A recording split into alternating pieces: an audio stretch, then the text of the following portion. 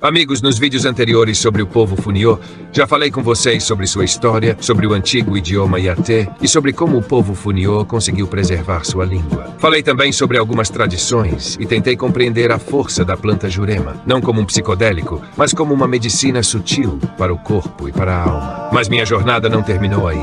Neste vídeo, vamos encontrar o cacique, o líder político do povo, e ele responderá a algumas das minhas perguntas. Vou contar sobre um lugar misterioso, onde mensagens dos ancestrais ainda vivem gravadas nas pedras. E tentarei entender a essência do ritual mais sagrado e importante da cultura Funiô, o ritual do Oricuri. Vou tentar compreender aquilo que não pode ser filmado e aquilo que para sempre permanecerá em segredo.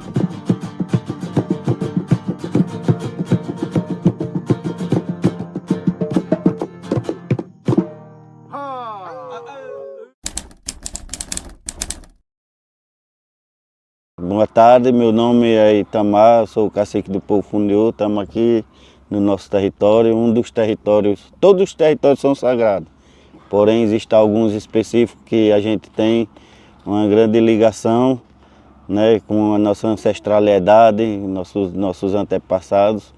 Todos os pés de árvore são sagrados para o povo Funiô. Existem alguns específicos que são mais usados, porém toda a natureza, de forma geral, é importante para nosso povo, porque nos traz a nossa vida através do ar puro, né? E também são as plantas que trazem os nossos remédios para nossos problemas do cotidiano. Também existe a importância maior para a questão da religião do povo Funiô, onde o território que identifica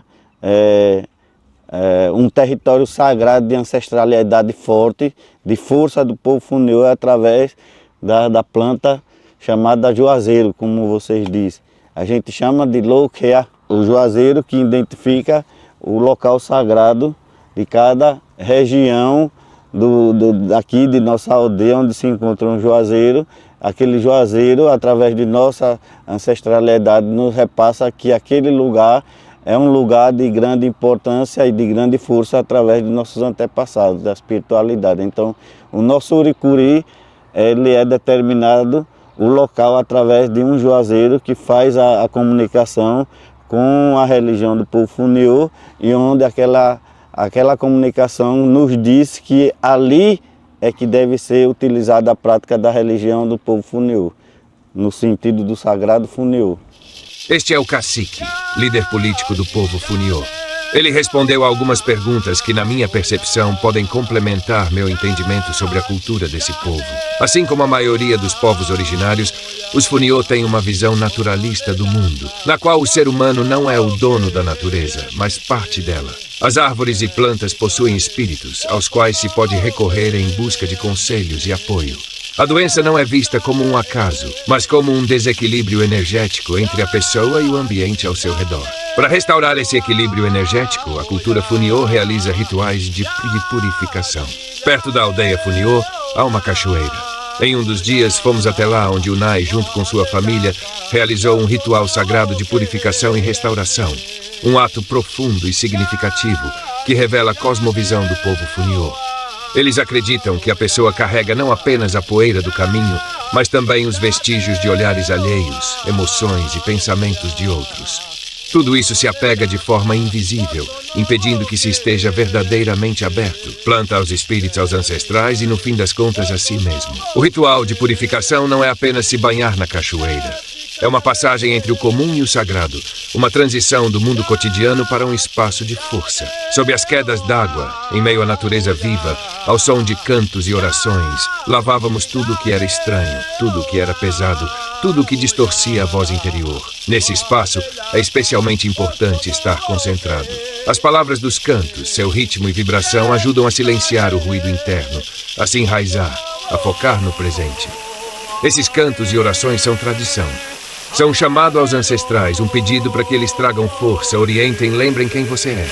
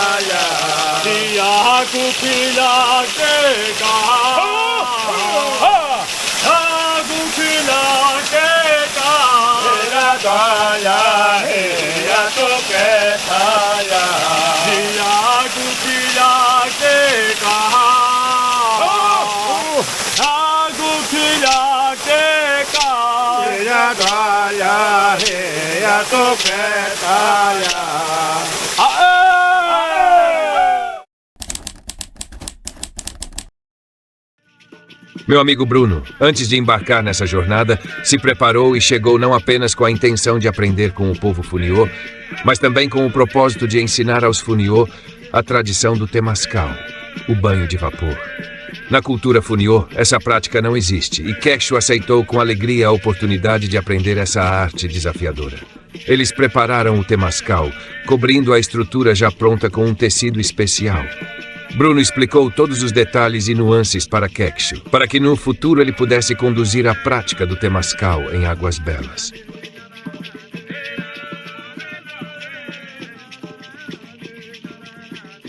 Naquele dia, ao entardecer, partimos para um lugar próximo. No caminho, perguntei para onde estávamos indo e me responderam que era um lugar muito sagrado e importante para o povo deles e que quando eu chegasse, entenderia tudo por mim mesmo. Esse lugar não é turístico nem chamativo. À primeira vista, apenas natureza. Deixamos os carros e as motos para seguir mais a fundo na mata.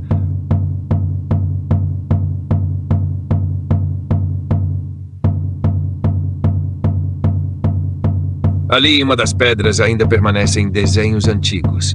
O espírito dos ancestrais continua vivo nesses lugares. Esses petróglifos foram deixados pelos antepassados do povo Funiô. Alguns deles estão quase apagados, outros ainda podem ser vistos com clareza. Acredita-se que tenham cerca de 500 anos, mas ninguém sabe ao certo.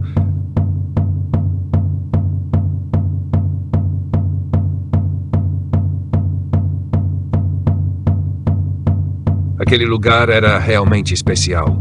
Por um instante, tive a sensação de que o tempo ali não passava, como se estivesse parado. Bruno anda por aí batendo em todas as pedras. Simplesmente caminha e bate. Eu pergunto para ele, por que você está batendo nas pedras? E ele responde, agora você vai entender. Eu realmente não sei o motivo. Mas então ele me chama, vem, vamos ver. Teve uma ideia, foi? Dá pra tirar o som dela aí. Aqui. O que é que acontece?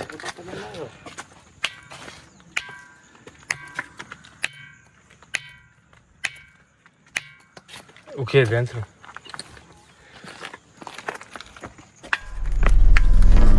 Algumas pedras ali emitiam um som surdo, oco, como se estivessem vazias por dentro. Eu estava em meio àquelas pedras e estava tão curioso que sugeri quebrar uma delas para ver o que havia dentro. Ao que ouvi em resposta, uma frase dita com calma, mas firmeza. Você está agindo como um europeu. Amigos, é claro que eu não tinha a intenção de quebrar nada. Foi apenas um impulso. Um pensamento dito em voz alta. Mas imediatamente senti vergonha pelas minhas palavras. Como uma criança que quer desmontar um brinquedo para entender como ele funciona, sem perceber que ao desmontá-lo, perde o próprio objeto de estudo. Talvez esses sons ocos das pedras estejam relacionados a uma cavidade de ar entre o rochedo e a base sobre a qual ele repousa. Um efeito que cria uma câmara de ressonância natural. Além disso, a estrutura interna da pedra e as particularidades do solo reforçam esse som, dando-lhe um tom grave e um sentimento de mistério. Mas ninguém fala sobre isso com precisão científica. Aqui a ciência é secundária, porque há algo mais importante. Essas não são pedras para experimentos. São testemunhas vivas, guardiãs da memória. Âncoras espirituais de um povo cuja conexão com este lugar não pode ser medida por aparelhos. Algumas coisas não precisam ser desmontadas. Algumas coisas precisam apenas ser sentidas. E em certo momento, olhando para essas paisagens, sentindo uma força indescritível desse lugar e a conexão com ele, me peguei pensando que não queria mais fazer perguntas.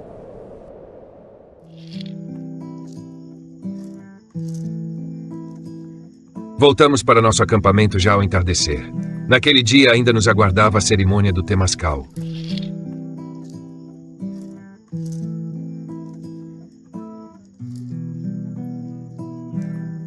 Hoje compreendi algo importante. Às vezes, o mistério precisa permanecer mistério.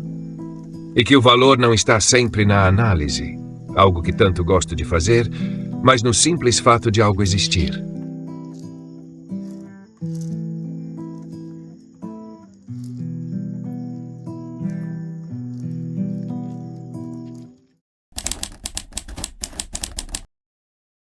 Quais são as principais tradições e rituais do povo Funiô que foram preservados até os dias de hoje? As principais tradições e costumes, né, do povo Funiô que foram preservados até o dia de hoje, a principal é a religião trabalhada no Sagrado Uricuri, no território, né, onde durante todo ano, de agosto a novembro, são 3 meses que o povo Funiô, a liderança, faz a comunicação com toda a comunidade, né, para se reunir no Uricuri, chamado o Espaço Sagrado Uricuri, onde a gente passa 3 meses lá, no local onde não é permitido a energia elétrica, não tem água encanada. A gente vive de acordo como nossos antepassados viviam. Hoje a tecnologia, hoje a energia elétrica, a água encanada que acontece nas cidades do não índio e também acontece em algum lugar próximo de nossas aldeias, mas no Uricuri não é permitido, né, ter a energia elétrica, a água encanada. A gente vive na maior naturalidade possível, como nossos antepassados viviam durante 3 meses, fazendo a prática de nossos cânticos, de nossas danças, das reuniões entre os anciões, os mais velhos, fazendo o repasse na beira da fogueira dos conhecimentos sobre a medicina, sobre o cântico, sobre a dança, sobre o cotidiano, o respeito, né, do ser humano de um para o outro, e a questão de família, como conduzir isso à família. Então, todos os tipos de orientações são repassados durante esses 3 meses, onde se junta toda a comunidade Funiô, liderança, anciões, jovens, adultos, crianças, e a gente passa isso nesse local chamado Uricuri, que é justamente o local determinado através do juazeiro sagrado, que passou a mensagem para o nosso povo através da religião. Então a gente, durante o ano, são 9 meses em uma aldeia próximo da cidade de Águas Belas, vivendo próximo ao não índio, e 3 meses vivendo no Sagrado Uricuri, fazendo a prática de nossa religião de modo geral. Amigos, vou ser sincero com vocês. Já comentei antes que um dos motivos que me levou até o povo Funiô foi o meu interesse pelo ritual do Uricuri. Eu sabia que não poderia participar dele, pois nesse lugar chamado Uricuri, durante 3 meses, vivem apenas os membros do povo Funiô.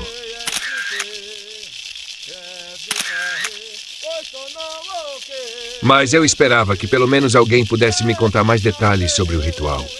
No entanto, ninguém revela essas informações. Todos, sem exceção, me diziam que não se pode falar sobre esse ritual. Mesmo o cacique, ao responder minhas perguntas, dizia apenas coisas que eu já sabia. Ele permitiu que nosso grupo visitasse esse território fechado da aldeia, mas as filmagens foram autorizadas apenas de certos ângulos e só podíamos caminhar em áreas específicas. Dentro do Uricuri, existem lugares onde não se permite a entrada de pessoas não indígenas. E para mim, isso foi uma grande honra. Porque mesmo entre os antropólogos e pesquisadores brasileiros, quase não existem informações detalhadas sobre esse ritual. Essa parte eu consegui filmar, mas a outra parte não me foi permitido registrar, porque ali está uma árvore sagrada e ela não pode ser filmada por ninguém. Ou seja, eu a vi com meus próprios olhos, mas infelizmente não posso mostrar em vídeo. É uma visão sagrada. Também existe uma linha ali, uma divisão, que um homem branco não pode ultrapassar. O que acontece durante o ritual do Orikuri, ninguém sabe, exceto os moradores locais. E nós não fomos exceção, também não nos contaram nada sobre isso. O que acontece durante esses 3 meses só podemos imaginar.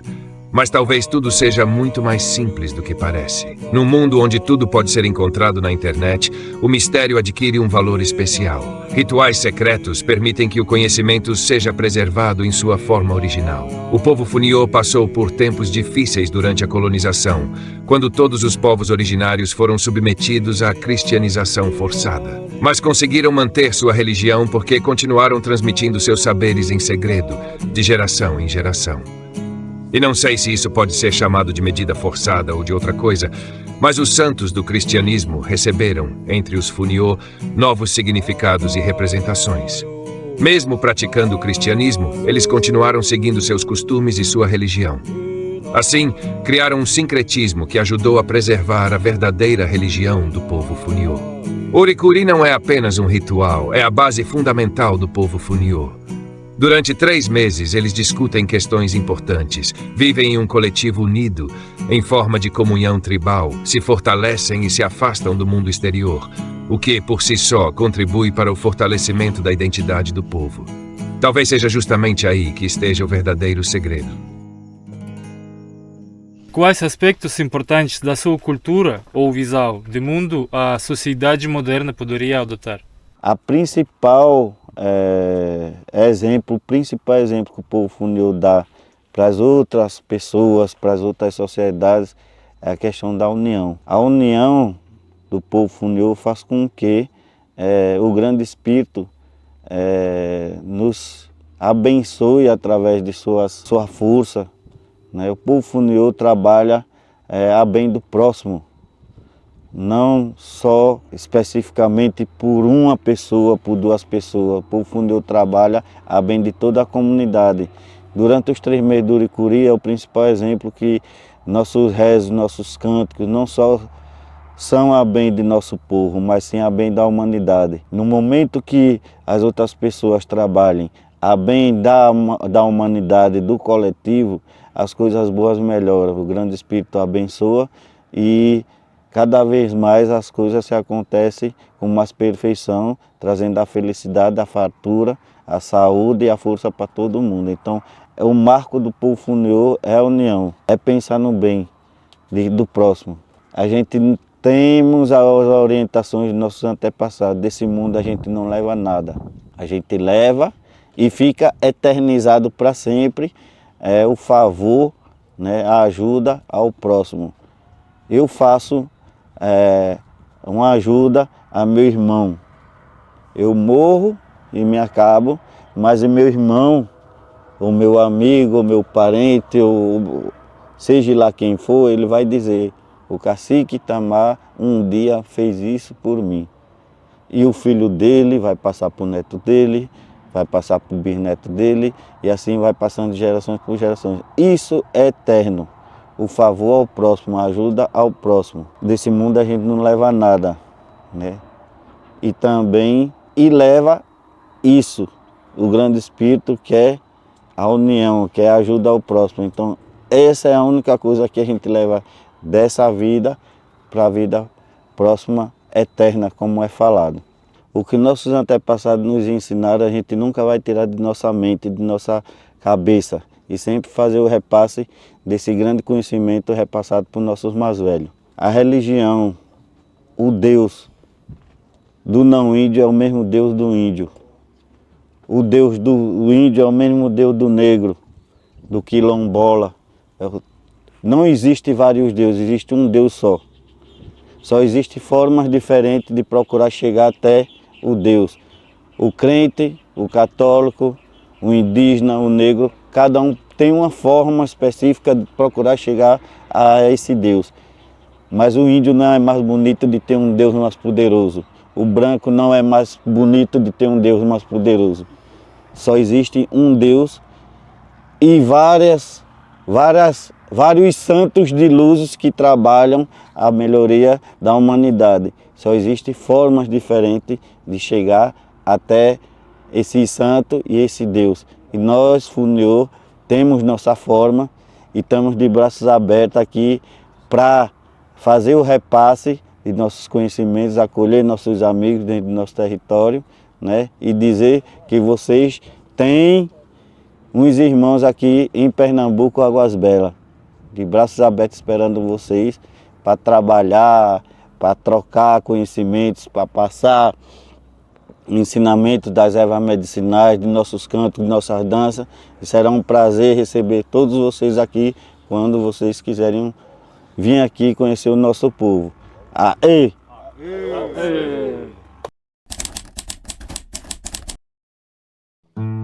Antes de embarcar nessa viagem, publiquei uma informação no meu canal do Telegram, convidando os seguidores a percorrer esse caminho comigo pela primeira vez. Este é o Piotr. Ele é um viajante experiente, estava no Brasil naquele período e respondeu ao meu convite. Amigos, de vez em quando vou convidar vocês para se juntar à nossa equipe e participar pela primeira vez de futuras expedições conosco. No último dia antes de partirmos de volta para Recife, Unai e sua família nos reuniram para se despedir e realizar mais um ritual importante, que foi uma surpresa inesperada e muito especial para todos nós. Unai, Fdaho, Khadelaya, Kisneho, Feitonho, Taschoa, Taschoa.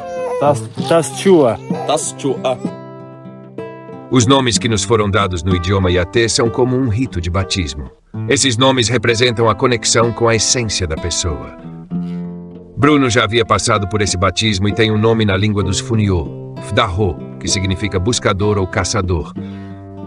Para Piotr foi dado o nome Kesneho, que significa brincalhão. William recebeu o nome de Feitorro, que significa trabalhador.